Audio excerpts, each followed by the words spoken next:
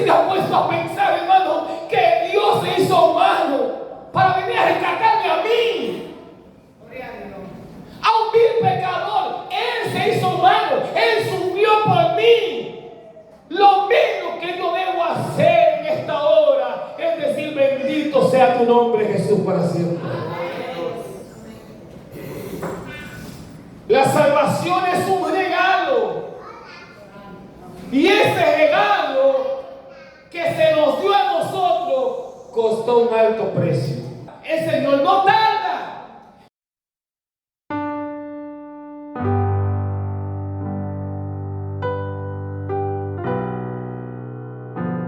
¿Cómo lo leemos? Y otra es cómo lo vivimos. Vivir los acontecimientos finales de la historia muchas veces nos quita la sensibilidad, a otros nos preocupa y a otros nos ocupa. Y es importante nosotros mantenernos con la luz mayor para nosotros entender el tiempo que estamos viviendo. Amén, hermanos. El tema de esta mañana lo he titulado Despertando al Pueblo. ¿Cómo se titula? Despertando al Pueblo. Por ejemplo, cuando yo llegué a la iglesia y empecé a hacer el año bíblico, que me topo con el libro de Hechos capítulo 2, me doy cuenta de que la iglesia primitiva estaba procurando una unidad. Y bueno, yo lo que entendía que tenía que luchar para que mi iglesia local estuviera como unida. Pero cuando al pasar del tiempo sigo estudiando el mismo capítulo, sigo estudiando el mismo libro, me doy cuenta de que Dios no está pidiendo que una iglesia particular esté como unida. Está pidiendo que su pueblo colectivo esté unido en el nombre de Jesús. Amén. ¿Cómo nosotros podemos lograr eso? ¿Cómo podemos vivir una vida en la que el mismo sentir que yo tenga lo pueda tener la iglesia, lo pueda tener el distrito, lo pueda tener los diferentes distritos y posteriormente el mundo? ¿Cómo podemos lograr eso? Cuando las culturas, cuando las leyes son diferentes, ¿cómo yo puedo lograr eso? Hermanos queridos, la Biblia, aunque hay muchas culturas, la Biblia es una sola. Amén. Y esta está donde quiera que exista una persona. Por eso yo quiero que vayamos al libro de Primera de Tesalonicenses. Por favor, vayan conmigo allá. Capítulo 5, que es nuestra lectura. Tesalonicenses, capítulo 5. El versículo 17. De hecho, yo sé que ustedes han leído mucho esto, pero a mí me gusta, de hecho, estoy sacando los temas que más nosotros estamos leyendo, porque a veces leemos tanto eso que nosotros como que no le damos mucha importancia. Pero miren lo que dice aquí. Leo en el nombre del Padre, del Hijo y del Espíritu Santo. Orar sin cesar. ¿Qué texto más fuerte? ¿No verdad que sí? Es sencillo. ¿Qué es lo primero que yo debo hacer para que una iglesia pueda despertar, pueda ver lo que está pasando? Necesito ¿qué? Orar. La iglesia necesita ¿qué? Orar. Y cuando hablo de orar, no hablar de unos minutos de rodillas. El mismo Jesús, cuando estaba allá en el monte de la transfiguración, en su desesperación, en su agonía, porque Jesús no se desesperó en su agonía, Él eligió a 3 de sus discípulos para que le ayudaran ¿a qué? A orar, hermano. Él estaba el peso del pecado de la humanidad estaba tanto sobre él que él decidió pedir ayuda. Pregunto, ¿necesita Jesús ayuda de nosotros? Y en ese momento, ¿Jesús necesitaba la ayuda? Sí. Porque recuerden que Jesús en ese momento 100% humano, 100% ¿cómo? Divino. La agonía de la muerte estaba ahí. Él necesitaba oración. Él necesitaba que los discípulos estuvieran unidos a Él. Él entendía que ya los discípulos debían haber entendido lo que Él le había dicho desde el principio de su llamado hasta ese momento. Pero ellos no estaban entendiendo y ellos, cansados, decidieron dormirse. Y el Señor estaba orando. Así que es como tan normal para nosotros es orar poco, porque es lo que nos han enseñado. Oramos una oración sencilla y luego nos ponemos de pie y seguimos el culto. Jesús está hablando de una oración persistente, una oración continua, una oración como estilo de vida para que el pueblo se mantenga velando y pendiente a los acontecimientos del mundo. Amén. Pero es fácil, hermano, no es fácil, hermano. Orar sin cesar. A veces lo he dicho, lo voy a repetir. Nosotros nos convertimos a tan esclavos del predicador muchas veces, cuando Dios nos mandó a ser libres en Cristo Jesús. ¿Cómo así, Pablo? Sí, el predicador está aquí. ¿Cuántos dicen amén? Y todos nosotros, ¿qué decimos? Amén. ¿Cuántos dicen gloria a Dios? Todos dicen gloria a Dios. Cuando se supone que esas cosas deben salir de manera espontánea de nuestro corazón. Cuando todos nosotros sabemos que venimos a la iglesia con el objetivo de adorar y glorificar el nombre de Dios, nos mandan a decir amén y decir gloria a Dios. Porque la iglesia está en silencio, porque la iglesia no se ha enfocado, porque la iglesia está tranquila, porque la iglesia todavía no entiende lo que es adorar. Y la iglesia no ha entendido lo que es adorar porque la iglesia está dormida. Si yo le abriese una sesión de testimonio ahora, de seguro que alguien se levantaría para decir las cosas grandes que Dios ha hecho en su vida. ¿Sí o no? Porque estoy seguro de que Dios ha hecho grandes cosas en tu vida. Estoy seguro de eso. Y ese debe ser el motivo que te impulse a ti en esta mañana a glorificar el nombre del Señor. Ese es el motivo. No es el motivo de otro, no es el testimonio de otro, es tu testimonio, tu vida debe ser el motivo que te impulse a levantarte de ese banco, levantar tus manos y decir: Señor, gracias, gloria, santo, aleluya, porque tú me salvaste. Amén. Eso debe salir de mí. Pero el pueblo está dormido. El pueblo está dormido.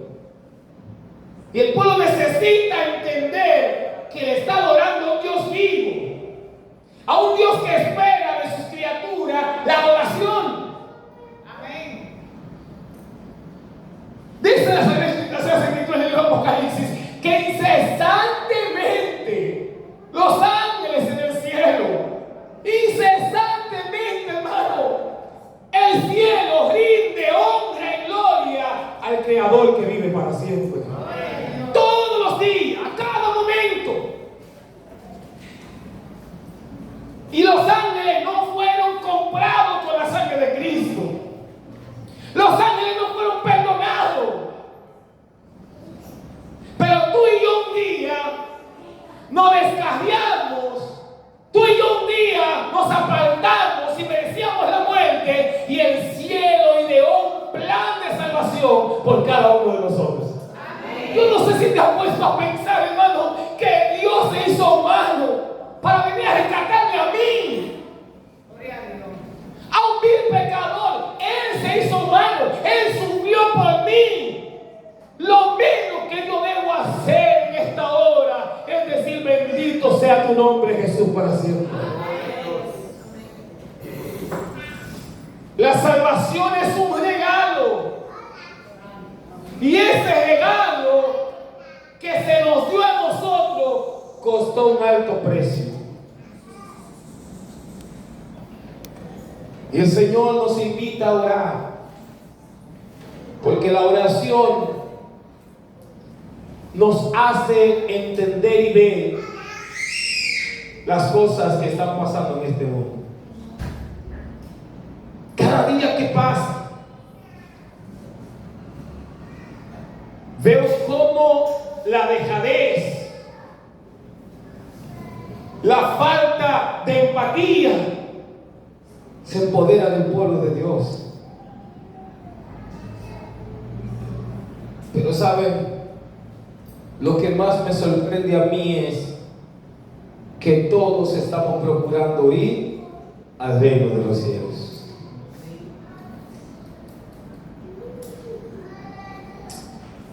Yo quiero ir contigo al libro de Mateo capítulo 25. Lo primero es que primera de Tesalonicenses 5:17, Dios nos invita, oren sin cesar. El apóstol está diciendo a la iglesia de Tesalónica, oren, manténganse en la oración, manténganse unidos. Y cuando Dios nos habla en su palabra de que nos mantengamos unidos, no se está refiriendo exactamente a la iglesia de Villa Pereira, está diciendo a su pueblo en general, sean uno en Cristo Jesús. Y es por eso que yo alabo el nombre de Dios, que nosotros no somos iglesia adventista de Villa Pereira. Esto es simplemente para hacer la geografía y ubicar. Nosotros no somos Villa Pereira, nosotros somos iglesia adventista del séptimo día. Esa es nuestra característica, ese es el nombre. Y donde quiera que usted vea una iglesia como esta, esa es la casa de Dios. La identidad de nosotros es esa. Lo otro es para simplemente mantener la ubicación del lugar. Pero cuando vamos al libro de Mateo capítulo 25, miren lo que le pasa a una iglesia también. Gracias. Es un texto que hemos conocido mucho, ¿no es verdad que sí? Ya ustedes saben quiénes son. La tía Virgen. Cabecear, ¿qué pasó, hermano? O sea, es normal que pase. El novio entendieron que no es lo correcto. No debemos entender que el novio tarda, porque el novio no tarda. Pedro dice, el Señor no retrasa su promesa como muchos la quieren. ¿Por qué? Por tardanza. El Señor no tarda. Pero ellas entendieron de que el novio tardaba, cabecearon y ¿qué pasó? Y se durmieron. El plan de Satanás es que nosotros podamos poner en nuestra mente de que el Señor ha tardado, de que falta mucho, de que el Señor no va a venir ahora, que nosotros tenemos que tener una vacacioncita ahí, tener un poquito de dejadez, que eso no es un problema. No, hermano. Hoy más que nunca debemos proclamar que Cristo viene pronto. Hoy más que nunca. Mira a tu alrededor.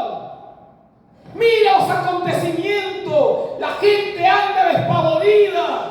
De aquí para allá y de allá para acá. La gente no encuentra qué hacer. La misma naturaleza está descontrolada. Los meteorólogos no encuentran explicaciones a grandes fenómenos. No saben qué decirle a la población.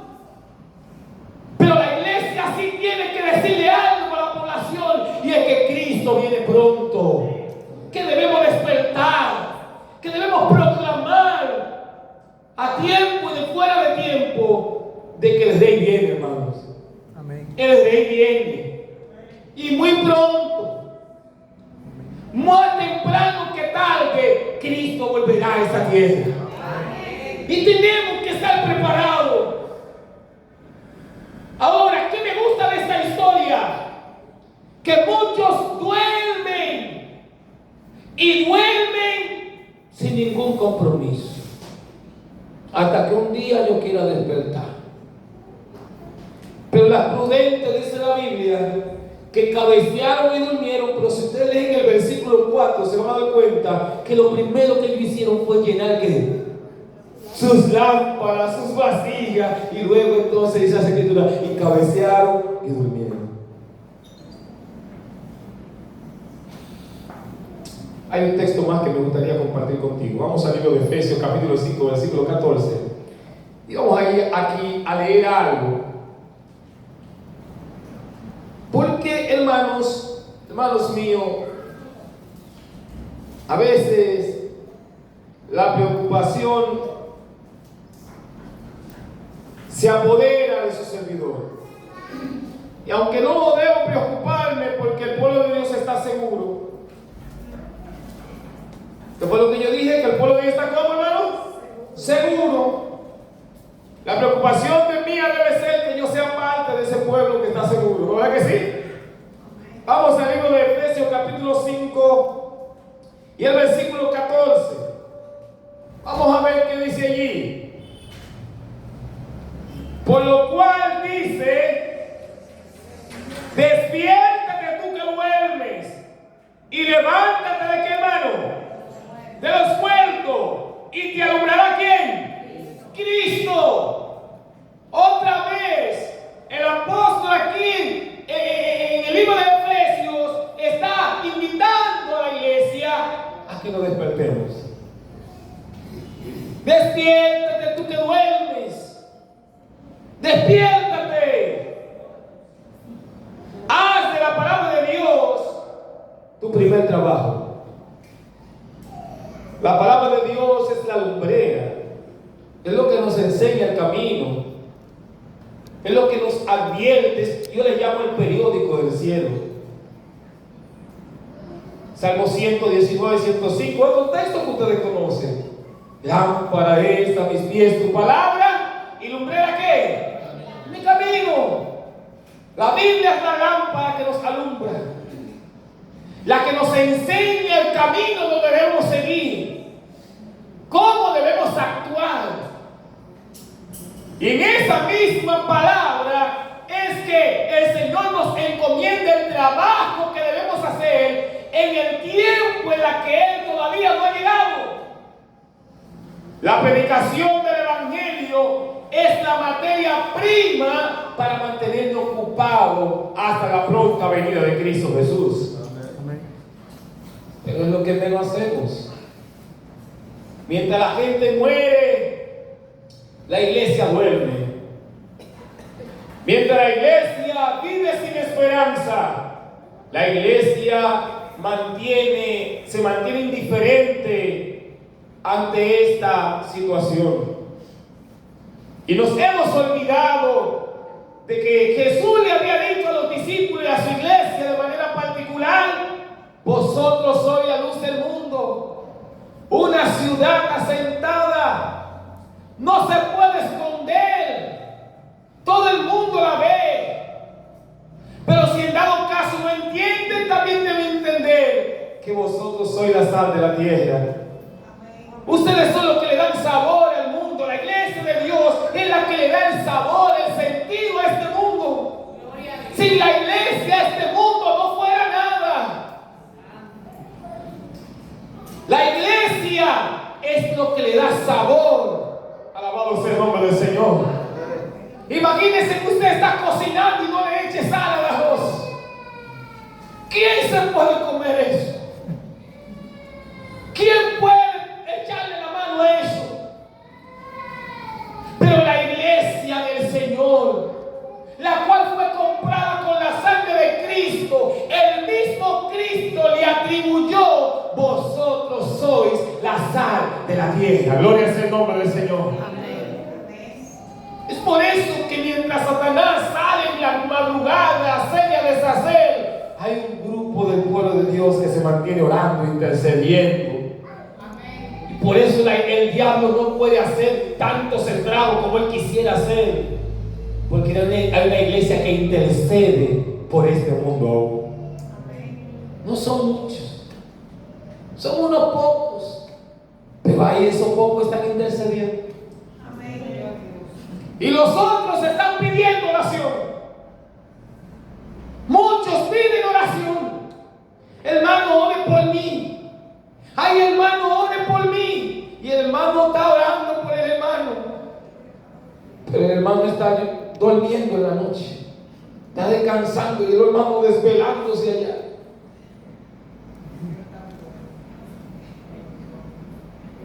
Hermanos, debemos despertar en el nombre de Cristo Jesús. Amén. Hay que mirar en el tiempo que nosotros estamos. No hay una explicación humana, científica. Cuando yo veo gente por los medios de comunicación debatiendo entre la existencia de Dios y tantas cosas, a veces yo digo, ellos lo que menos deben preocuparse por la existencia de Dios en el sentido de cómo existió. Que yo gano sabiendo cómo Jesús existió, cómo nació, cómo existió Dios. ¿Qué gano yo?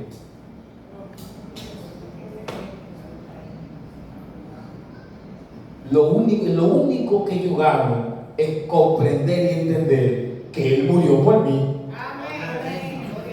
Y que esa gracia, esa misericordia que Él ha extendido a mi corazón, a mi vida, yo debo retribuirle eso a Él, entregándole toda mi vida, sirviéndole a Él, entregándome a Él. Cuando nosotros vamos al libro de Mateo capítulo 13, versículo 25, que le invito a que vayamos allí otra vez, a Mateo capítulo 13, versículo 25, nos damos cuenta allí de otra verdad interesante. Miren lo que dice la palabra del Señor.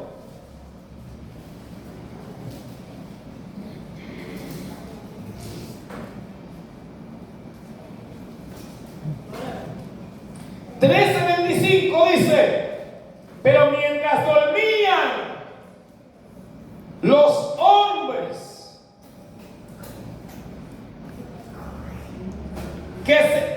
mientras dormían los hombres, vino su enemigo y sembró cizaña entre el trigo y se fue.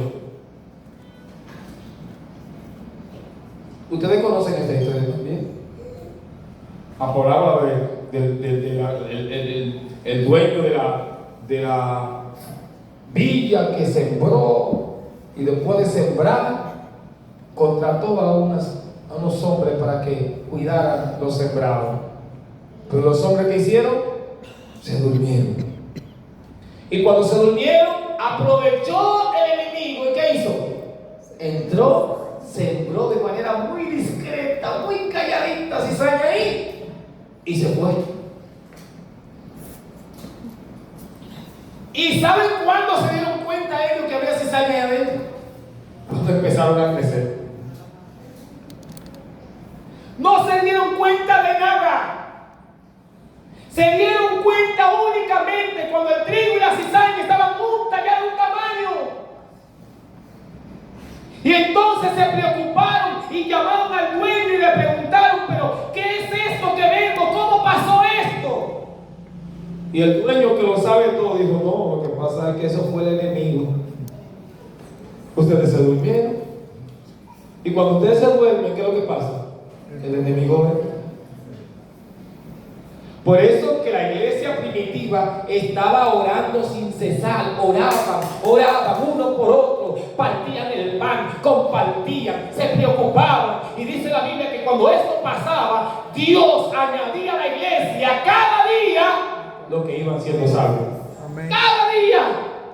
Porque no había otra cosa, no había tiempo para el chisme, no había tiempo para la contienda, para los pleitos, no había tiempo para yo discutir, no, ellos lo que querían es estar cumpliendo la labor que el Padre le había encomendado. Alabado sea el nombre del Señor, santo es el nombre de Dios. Se preocupaban. Y en vez de que la gente encontrara un espacio para la crítica, se unían. No, lo que hay que hacer es esto es lo que la iglesia está haciendo y esto es lo que hay que hacer. Y mantenían juntos. Si veían a algún hermano preocupado, lo llamaban. ¿Qué pasa, hermano? Hermano, tengo un problema. Espérate, ¿cuál es el problema? Lo llevaban a la iglesia, lo analizaban. que vendían sus propiedades. Oigan eso, hermano. Y lo traían a la iglesia. Y conforme a los problemas, ellos resolvían la situación. Yo voy a bajar un poquito para acá. ¿Por qué Dios siempre ha intentado de que sus hijos no cojan prestado, no se endeuden? Es porque Dios sabe que cuando los hijos están endeudados, no hay cabeza para la adoración. Usted no puede dormir, no puede conciliar el sueño. Y por eso el Señor quiere que vivamos libre en Cristo Jesús. La palabra del Señor dice que el pueblo de Israel, Dios lo había llamado no para cogerle prestado al pueblo extranjero, sino para que ellos le prestaran. Alabado sea el nombre del Señor. Y nosotros hemos obviado de que nuestro Dios es nuestro proveedor. Dios es el que te provee. Yo no sé si usted está en esta mañana o durante el tiempo que usted está en la iglesia, usted entiende que lo que tú ganas, tú dependes de eso. Si tú estás pensando así, yo te voy a pedir en el nombre de Jesús que te detengas. Y le diga, Señor, perdóname porque por mucho tiempo yo pensé que yo dependía de lo que yo ganaba. Aún entiendo que no dependo de eso. Que tú, Señor, eres mi proveedor. Amén. Que tú eres el que me resuelve. Amén. Que tú eres el que pone el pan en la mesa. Tú eres el que obra. Todavía, hermano, yo no voy a entender, yo no puedo entender. Si mi Dios es el sanador, ¿cómo es que yo tengo tanta gente enferma? Yo no puedo entender eso. Yo puedo tener una persona enferma porque Dios tenga un propósito, porque haya algo, porque pasó un accidente y hay algo, pero ¿cómo es posible que yo tenga 100 hermanos en una iglesia y 50 estoy enfermo? Yo no puedo entender eso. Pero yo predico de que Dios es el Dios sanador. Amén. Y cuando el hermano, el vecino dice, pero esta iglesia como que hay que averiguar qué es lo que está pasando, porque si Dios es el sanador, ¿por qué que hay esto de tanto enfermo? ¿Están aquí en el nombre de Jesús? Amén. Amén. No. Si Dios es el Dios sanador, el pueblo debe estar sano. Amén. Ay, ese amén está tan chiquito, como que todavía no lo creemos. Pero es así, hermano. Es así. No, hermano, pero mira, acuérdense que a veces es la voluntad de Dios. Sí, es la voluntad de Dios. Pero también es la palabra de Dios que dice, si hay entre vosotros algún enfermo, llame al anciano y lo unja con aceite y la oración de fe sanará al enfermo. Amén. Eso también es de Dios. Y esa palabra no puede caer en vacío. ¿Cómo puede ser que yo le diga al mundo que mi Dios es un Dios que salva, pero yo vivo como que no soy salvo? Vivo amargado, con la trompeta de aquí abajo, como el que me debe y nadie me ha pagado. Cuando la Biblia me dice a mí, está siempre gozoso. No sé si me estoy dando a entender en esta mañana.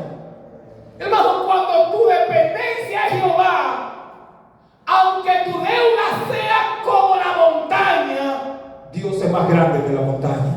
Amén. No le estoy mandando a que su deuda sea así, no me malinterprete. Lo que estoy diciendo es que sin importar la circunstancia, Dios es más grande que nuestra circunstancia. Amén. Y cuando nosotros ponemos a Dios como ese Dios maravilloso que trabaja en su tiempo, Él llega a su tiempo. Amén. Pero yo necesito creerle a Dios. Yo necesito creer que Dios a su tiempo va a obrar. Y necesito saber cómo hablar con Dios. Porque a veces entienden, yo no sé hablar con Dios, no sé mucho hablar con Dios, pero yo paso horas hablando con una gente por teléfono. Y a veces tengo un problema grande y Señor, mira mamá, y mamá, mira mami, me está pasando esto, mira mi esposo me hizo esto, mira, tengo deuda, yo no encuentro qué hacer, ya yo no quiero ni vivir, mami, yo me siento mal, yo lo que quiero es como desaparecer del planeta. No decimos eso. A mamá se lo decimos. Pues imagínate que en vez de mamá sea Dios. Amén. Dile, Señor, mira que yo no quiero ni vivir. El profeta se lo dijo. Mátame, Señor. Es que esto sentí. Lo que Dios no le gusta es que tú no tengas el sentido de vivir, el querer vivir. Mira, Señor, te doy gracias, Padre, Señor, yo sí quiero vivir. Está siendo hipócrita. Dios quiere que tú le digas lo que siente tu corazón. Abre el corazón a Dios y háblale como a un amigo. Porque es la forma de que nosotros podamos entender que Dios quiere que despertemos del letargo, del sueño. Yo necesito saber cómo está mi iglesia. Yo necesito preocuparme por mi iglesia. Yo necesito cuidar a la iglesia. Yo necesito saber de ti. Yo necesito saber si tú comiste o no comiste. Pero Pablo, y así, sí. Porque Dios me dijo que yo soy guardián de mi hermano. Yo necesito saber quién es el que está en el hospital, que se siente solo, que se siente abandonado, para yo ir en el nombre de Cristo a decirle, aunque tu padre y tu madre te abandonan, con todo Jehová te recogerá. Pero Dios quiere que yo vaya. Quiere que yo me preocupe. Que vaya a la cárcel. Y que yo pueda ver a esa gente allí como la vería Jesús. No como lo vemos nosotros o la gente. Eso es un criminal, ese es un drogadicto, ese es un violador. Dios no lo ve así. Dios lo ve como un candidato para salvación. Porque es verdad, quizás han hecho algunas cosas malas, pero nosotros quizás en algún momento también hayamos cometido algún pecado, y eso no nos hace mejor o peor que ellos. Y el pecado es pecado como quiera, y una de las cosas que nos está haciendo dormir es el pecado.